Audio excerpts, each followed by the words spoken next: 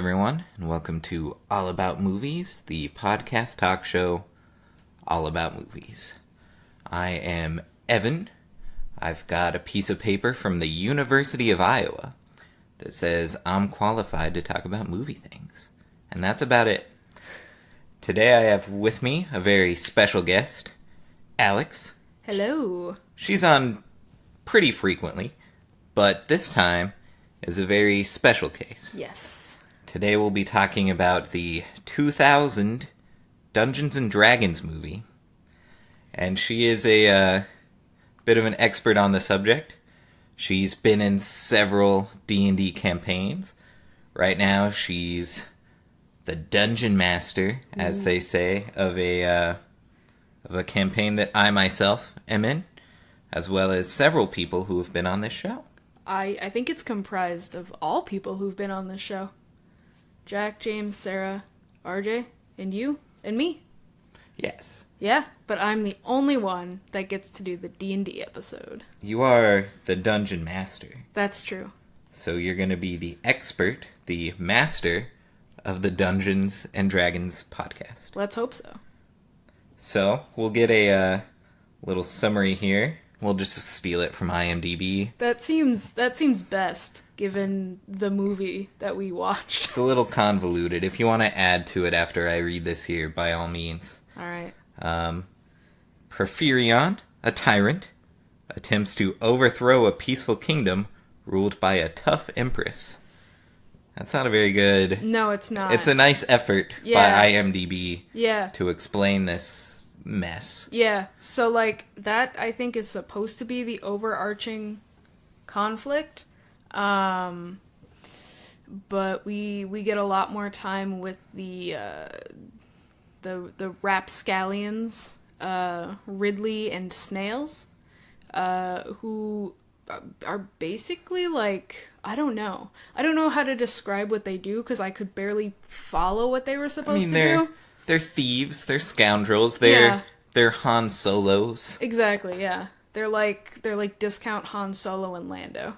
I'd say it's more akin to Han Solo and Chewbacca, but either way. But yeah, this movie, wow. Yeah. It's got a cast that normally would just make me be like, well, hold on, I think I have to see this. Yeah, let me give this a shot. There's no way this can be that bad. Yeah, you've got Thora Birch in her prime.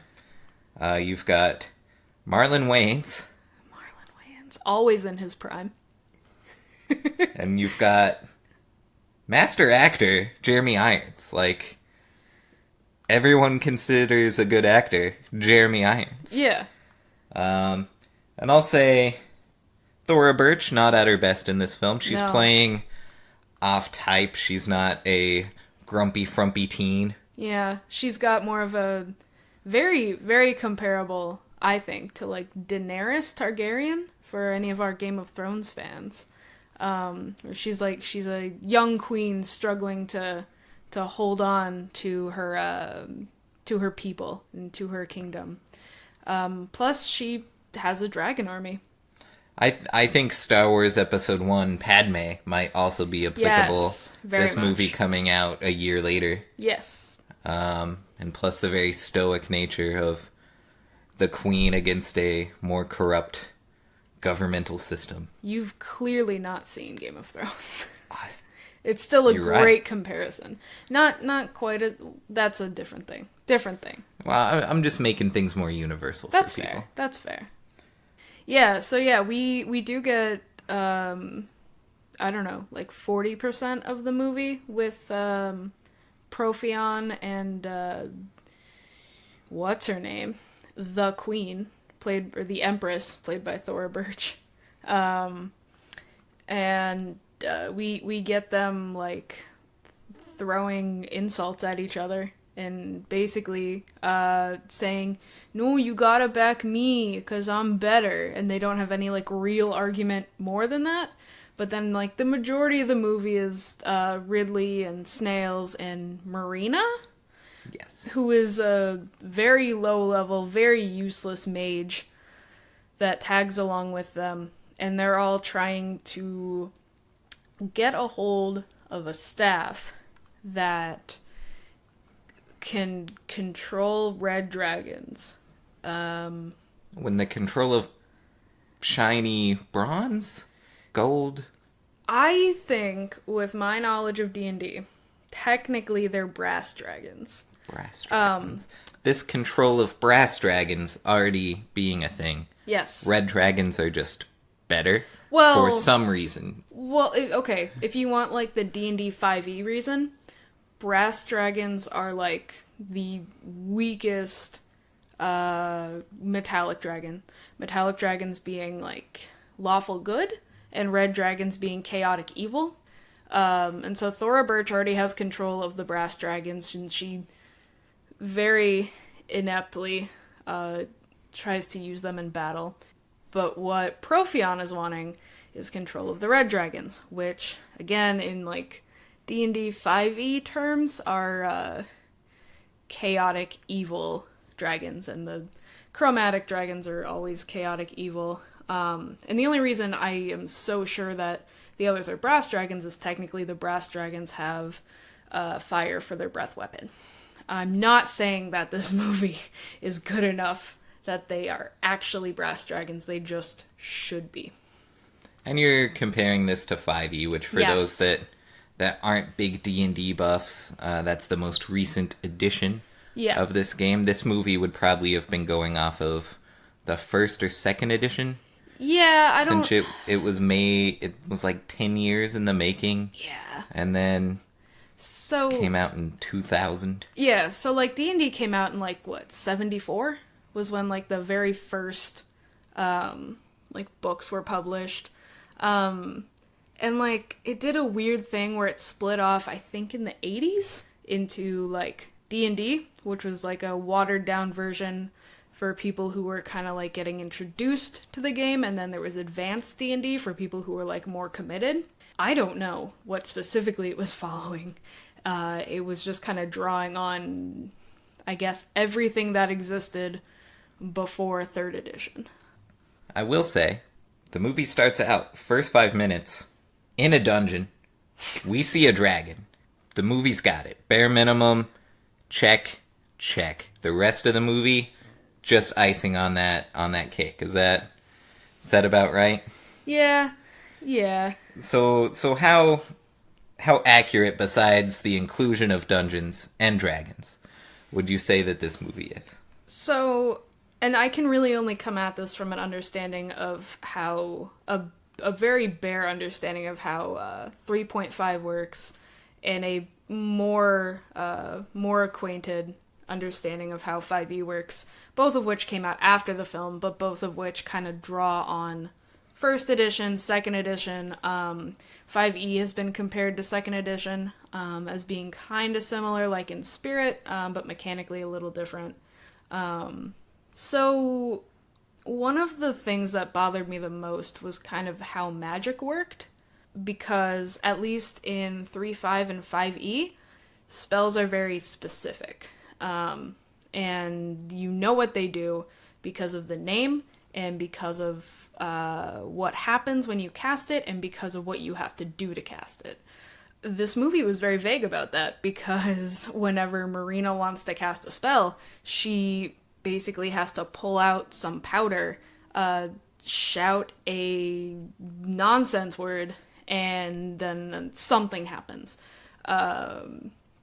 So the way, and then like for a good chunk of the movie, she can't do any. Apparently because she doesn't have spell components on her, which is fair. It's just that in the system that I play in, you can bypass spell components with a spellcasting focus. So I don't know if that was just not a thing, but it's not like every iteration of magic users has like ignored spellcasting focuses. Like witches and wizards have had wands for years. So that would have been easy enough for her to have. But yeah, it was very weird. It felt like an even more confusing version of how spells work in the Harry Potter movies, where they just kind of say words and light comes from their hands and things happen. You don't know specifically what the effect is sometimes, but you know something just happened, and that's okay. I think Profion does something similar, where he just kind of like throws energy at people during the climax, and it has slightly different effects, but you're not sure what those effects are. So that was really frustrating as someone who's frequently played spellcasters. Was like watching this and not being able to tell what kind of spell they were casting. That really bothered me.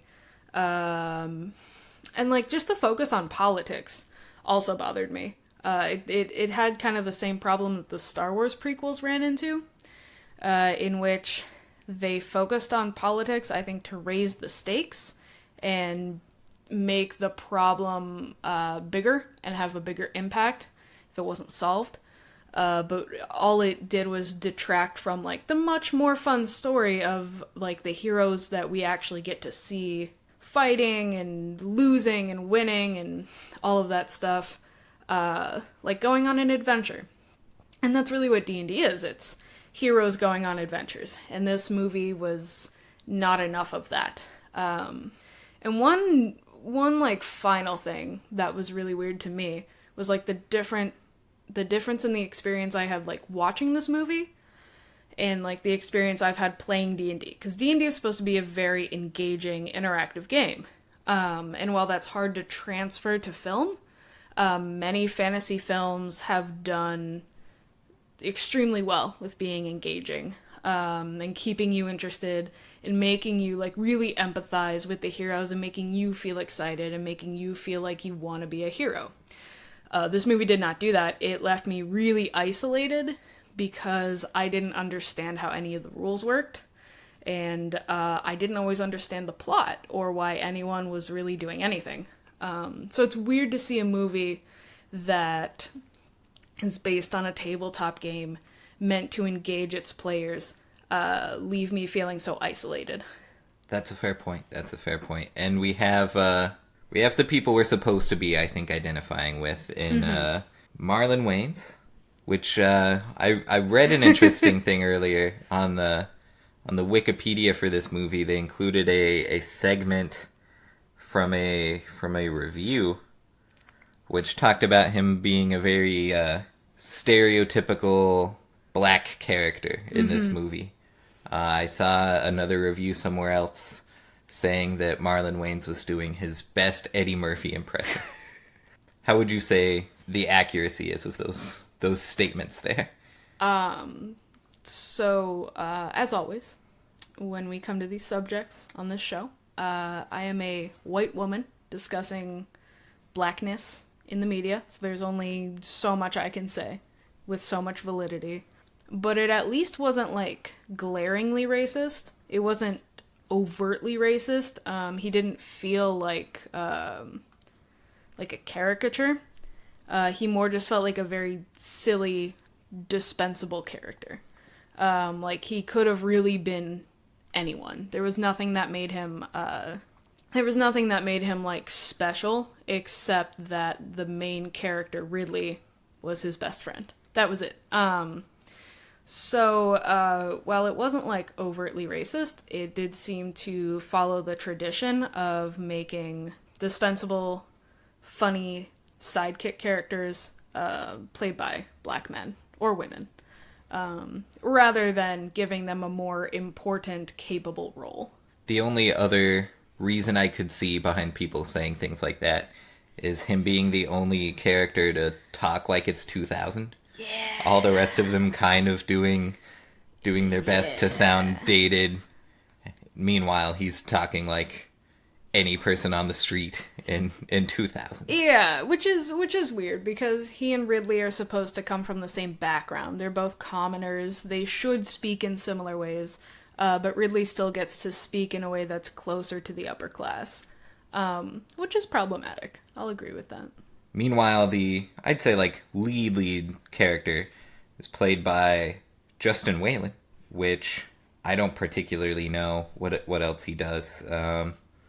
Looking at his filmography, I see Child's Play 3, Serial Mom, something called Blood of the Beast. Which also looks delightful and fantasy. It looks like a ripoff of Lord of the Rings from the poster here. I was gonna say. Same color scheme and everything. So we're not Not really sure what else he does or how he is in all of these things. He's got a nice look for a lead in a fantasy Yeah, style film. it's- He's swashbuckly. Yeah, he looks very similar to Han Solo, like in costume and in features and in stance. That costuming, I'm sure, being pretty intentional. Yeah. There's a lot of other nods to Star Wars, it would appear. There being a cantina-like scene in one of Yes. the taverns. We get the pan across at all the weird creatures in there. Then them eating and meeting and discussing things. Mm-hmm. We get a location where elves are living that's very reminiscent of Endor and the Ewok village. Mm-hmm. Very pretty, foresty, very Ewoky. Not no like Ewoky characters though. Like most of the characters that we see are very decidedly human or humanoid. Yeah, because we also have elves and dwarves. Yeah, we get more of the humanoid races, and we get nods to different kinds of races, but nothing immediately identifiable. Like things that, if you're familiar with D&D, are maybe like tieflings, except have more like outer space alien features, like third eyes. I think they referred to that as a hyphen. I don't know what that means. I don't either. That's a piece of punctuation as far as I'm concerned. That's fair. There's a main henchman character with blue lips. Yeah, Is that a thing that a race has? I mean, tieflings, except that tieflings tend to just have different skin colors altogether.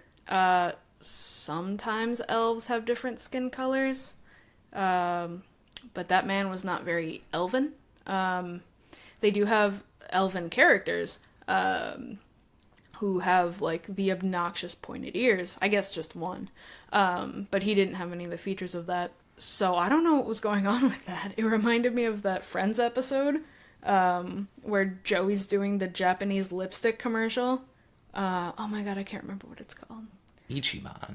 Ichiban, lipstick for men.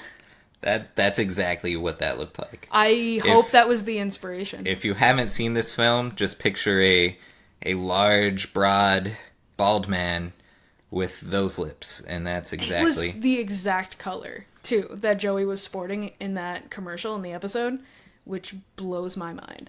I will say that actor, Bruce Payne, Yeah. did a pretty good job playing that character. He was Yeah. kind of a stoic but formidable. A tortured villain, which was nice.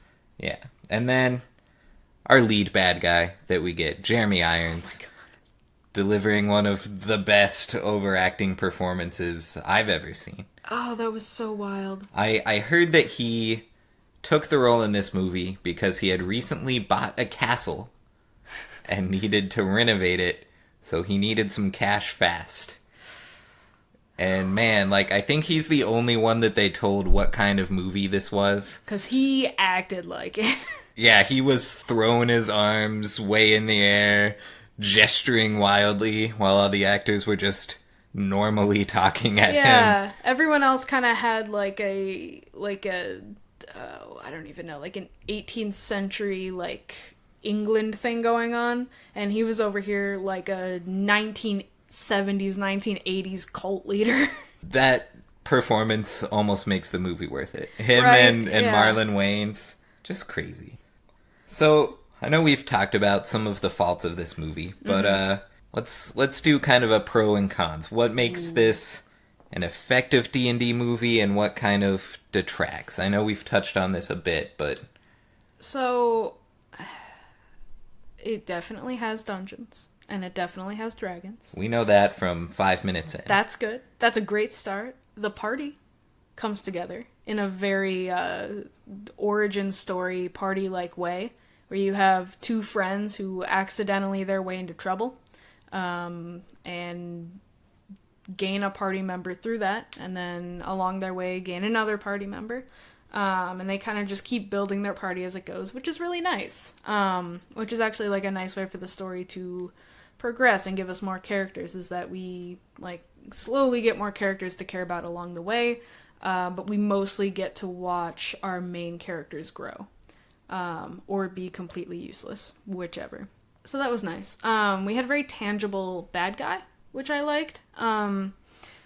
Sometimes in D&D, depending on who you're playing with, the bad guy can be very intangible, because it can be maybe just a creature that's literally not tangible. So it's hard to kind of be grounded because you're always kind of wondering what exactly you're fighting.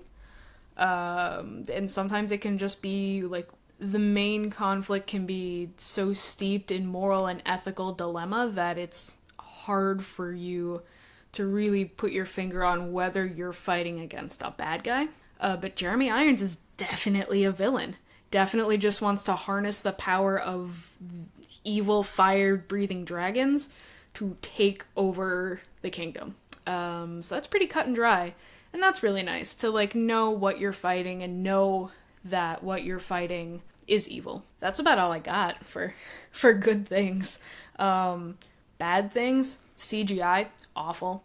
All of the CGI was like showy DVD menus from the early 2000s. So let's touch on this a bit. We can get back into cons of how effective this is for a D&D movie.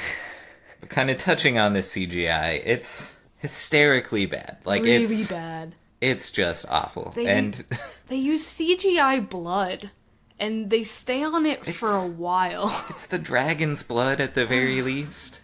But how much does that take you out of a movie when the CGI is that bad? Are there times where it's more easy to overlook it, or is it always just awful? It was really hard to overlook. Whenever they were focusing on a dragon, it was really hard to feel the stakes, because it was very clear that the dragon was not real. So you're like, I don't care. He's not actually there. I don't care that they're fighting a dragon and trying not to die. Let's say in general. In general. So especially when you have like dated films. This is from 2000. Okay, so like just making it a little easier. Okay, so like I think so. I think it does pull me out of the movie when the CGI is in your face about how computer generated it is, because it just kind of reminds you that what you're watching is not real, and that's, I guess, depending on who you ask, that's not the point of film. For mainstream film, the point is usually to pull you in and convince you that the world you're watching is real and that you're watching events to like suspend your disbelief so that you can enjoy the movie and be involved in the movie.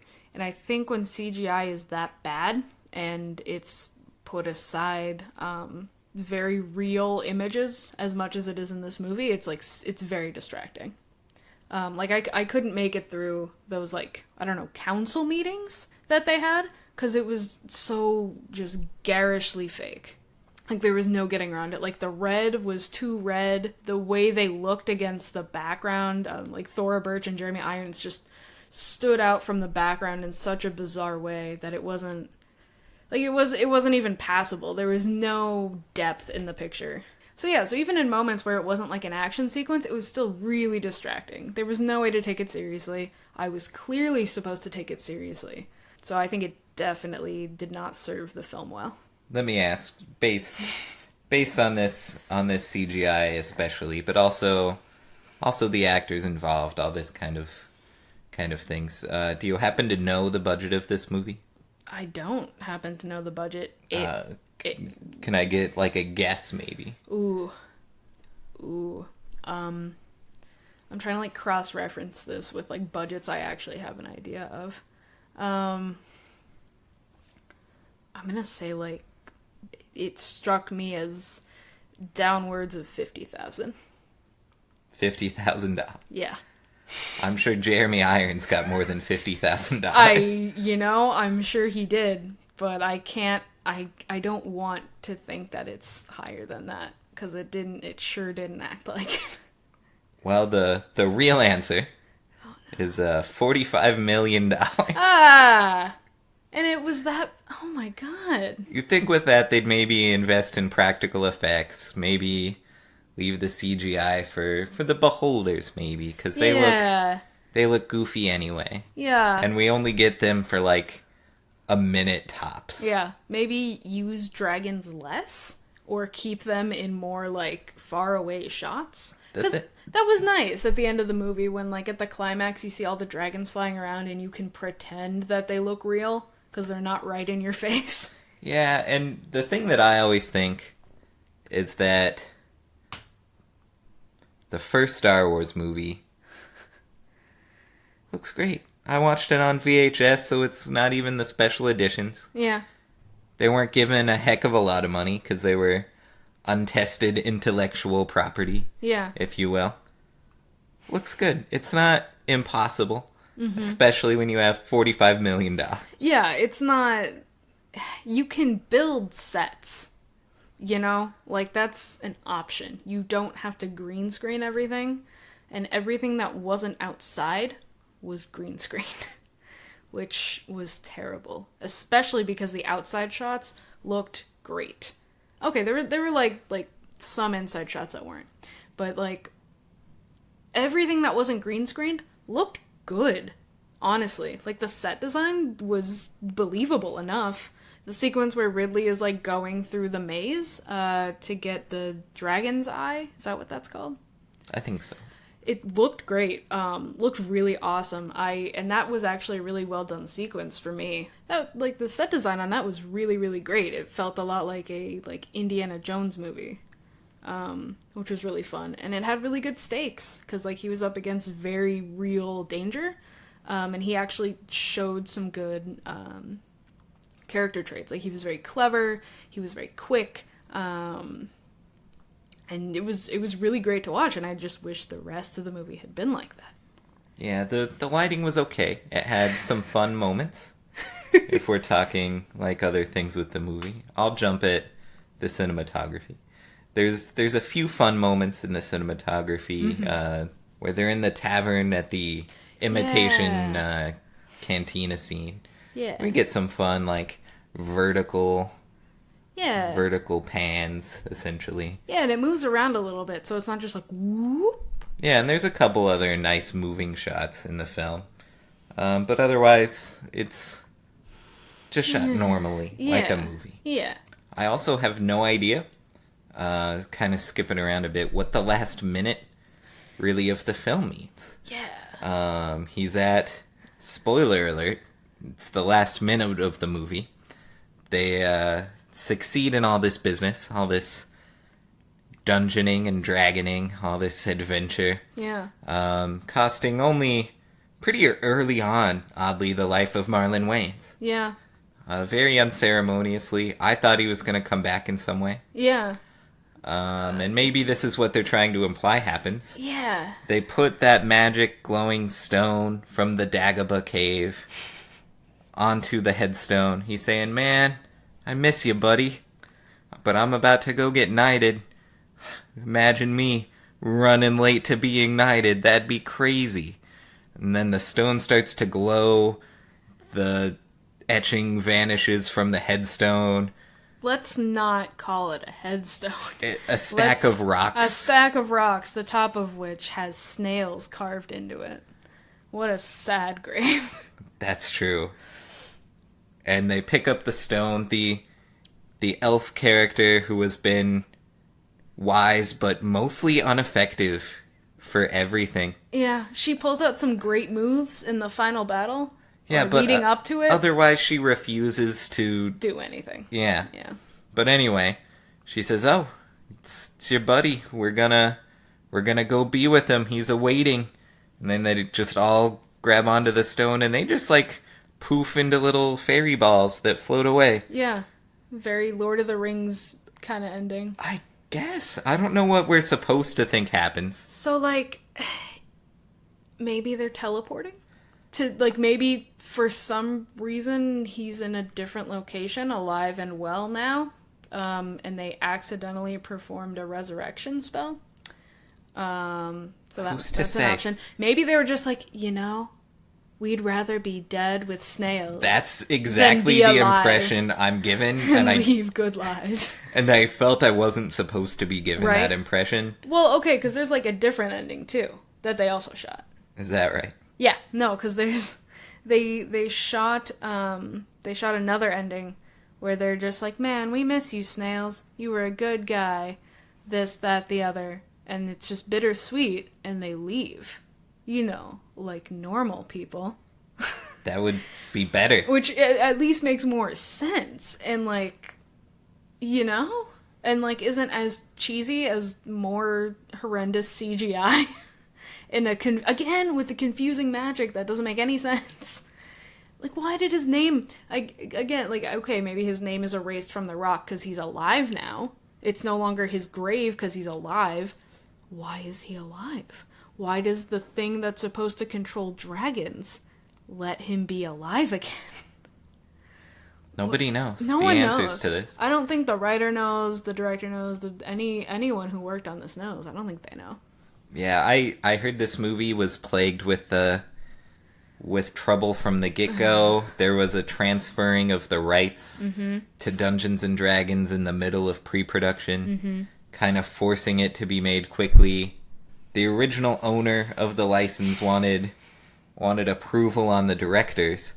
So the guy who ended up directing the movie was just writing and producing. So he brought in James Cameron to maybe direct. She turned him away. She said, "No, what's this guy done besides Terminator 2? Get out of here." And then he's like, all right, here's Francis Ford Coppola. They don't really say why that didn't work out, but that she didn't want it. The guy that made The Godfather. Well, we wouldn't have wanted this movie to turn out well. Certainly not. So why would we attach Francis Ford Coppola to it? And then the rights for Dungeons and Dragons went to someone else. Wizards of the Coast, who currently hold the rights. And, you know, there was a lawsuit from them to this guy because he was going to make a movie. And his investors were just like, man, we need this thing made like now. You better direct it. He said, all right, I don't do that, but okay. And he directed this movie, which he cites the investors as being a reason why it's not good. And his low experience in filmmaking as a reason why this movie isn't good. So, like, here's the thing. They had a $45 million budget, and the cinematography isn't awful. And he had no control over the CGI. So I don't know what he did so badly to fuck it up. I mean, the actors aren't very well directed. The tones are inconsistent from their performances. I guess that's true. Thora Birch is a rock, and Jeremy Birch Irons sucks is ass in throwing this his movie. arms in the air like he just does not care. Oh god, this whole movie. Meanwhile, we're met in the middle with the lead, whose performance is just overlooked because of either bad or crazy performances. I would have accepted, honestly, just based on the main actor. I forgot his name. We've said it numerous times. Hollywood has as well. Yeah, that which sucks for him. He Yeah. was okay. I would have accepted this as a Star Wars story, just based on how similar he felt to the Han Solo I knew and loved. I would have accepted that as an origin story. And Medieval times, ends up in the future in space. Marlon Wayans turns into a Wookiee, and it's what we've got. poor Marlon Wayans. Maybe that's where they were going. That's what happened. That's the only answer in my head. Headcanon now. They were just transported to Star Wars A New Hope, which, oh god. All right, so we've said what we had to say, and I think this movie, since it sits at a nice 10% on Rotten Tomatoes, 10%. deserves us to maybe look at that. So we're gonna bring back a segment that we've not done in a while, that we did in some early episodes of the show, called Rotten Reviews, where we look at really bad reviews, this time specifically from Rotten Tomatoes. Mm-hmm. See why it's ranked like 10%. And Alex hasn't seen these. She'll be reading them for the first time. I kind of curated some good examples. and we'll just see how that goes. Ooh, boy.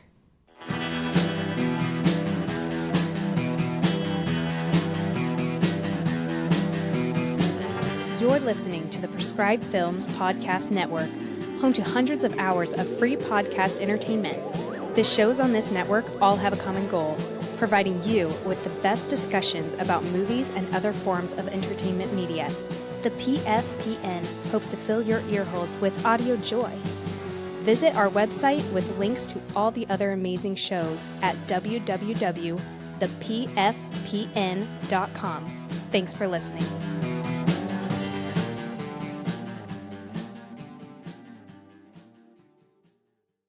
All right. So first review we got here is a half-star review from Mustagim. Mustagim A. I don't know what that means, but we'll go with I it. think it's supposed to be like his name. Okay, I don't know what the A is, but you go, Probably man. like a last name. Yeah, but yeah, whatever. We'll go with it. We appreciate your input, whatever your name is. One word, turd, in all caps. What the hell? They control the gold dragons, then the red, then the gold, then who knows what. By the end of the movie, I just wish the director controlled his bowels, as this really was a steaming pile of turds. How eloquent. You know, how eloquent. And how fitting to keep with the theme of turds that the next beautiful quote you have for me, also a half-star review from Joseph E., is, well, this was some shitty shit. Which I can wholeheartedly agree with. That's maybe the best. We're done with rotten reviews. No more. That was it. That was the best one. But you worked so hard, so maybe we'll keep going. All right. Let's see. This one is from also a half-star review from Christopher M. And Christopher has to say, if this movie were a D20, it would have rolled a 1 on top of a furnace grate and melted, causing a fire, killing everyone playing D&D in the basement. Oh, what a great image. Oh, this man better be a writer. Courtney Solomon couldn't direct Traffic, let alone a movie. If he ended up sorting mail for the USPS, it would explain why they're going bankrupt. For contrast, Attack of the Clones has Natalie Portman and now a mute button. What? Alright, well, he was doing well up until then. This film requires a hammer and a month of fasting. 2 if you're a 10th level druid. So that's a little bit beyond what I can comprehend at the end there. But I liked the beginning. There was some really nice imagery. I can relate with that Nat 1 reference. This movie was definitely like a Nat 1. Like, this was like a critical fail of how a D&D movie could go. So you get points for that, Christopher M. Good job. So this last one you have for me is by CJO. Triple letters. Liking it. And CJ has to say, seriously, a D&D movie? What super geek living in the basement inside his mother's basement thought this could possibly be anything good? Not interested. That's a good point, CJ. CJ seems to have picked up on the spirit of filmmaking and how hard it can be to transfer a tabletop game to filmmaking. So thank you for that film theory, CJ. And thank you for that like surrealist interpretation of the geek lifestyle, in which you are living inside a basement, inside your own mother's basement. It's got a lot of layers. A lot of layers, a lot of levels. CJ, I look forward to your philosophy books. Yeah, I mean, I guess CJ's not alone in that. Thora Birch had a similar complaint, I think, to the film. There was an interview with her where they're like, yeah, have you ever played D&D? She's like, no, I didn't really even know what it was. And then I was in this movie, and it just seems like a thing weird geeks do.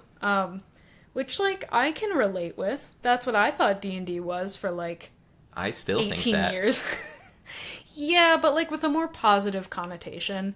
Thora Birch just seemed like she was dishing it out to dish it. And I think after seeing this film, Thora Birch was not in the position to be dishing out any kind of trash talk to anybody. That's fair. Rough life for Thora Birch. Yeah, not that she didn't have it rough. And I'm sure the things that made it rough didn't help with making this film. But like damn, like you could have done better. Could have done a little better. That's it. Like even a little more emotion, a little more like concern for the stakes of the film, that would have been great. That would have been amazing. But we got what we got, and it's not good. Thora Birch didn't help make it good. Jeremy Irons did, which I appreciate. I do look forward to seeing the sequel that was made. Because it's supposed to be a little more, like, accurate to how the game works and, like, the rules, and maybe more accessible to everyone, whether you play it or not. Like the rules of the world might be a little bit more clear, which is exciting to me after watching the first movie and not being able to tell if I was watching The Lord of the Rings or Game of Thrones. That's a good point. Mm-hmm. Well, maybe you'll watch it. Maybe we'll have you back on and you'll talk about it. Dude, I hope so. Have me on in 3 years when they make the next one. They are talking like they're gonna do a reboot. Let's Ansel Elgort as the star. I hope it's just like Baby Driver, but God. With like Horse and Karen. Oh my God. Anyway, on that note, I think we should sign off here. Let's tell these nice folks where they can find us. We're on Facebook as All About Movies, on Instagram as All About Movies Pod, and if you want to listen to the show, you can do it in whatever way you did it this time, or you can check us out on Spotify, on Google Play, on iTunes, on all kinds of podcast places. I don't know. It ends up places. Everywhere. Yeah, I don't know. People are just liking us so much they're swooping us in. I know. On that note of how popular we are, see you next time, everybody.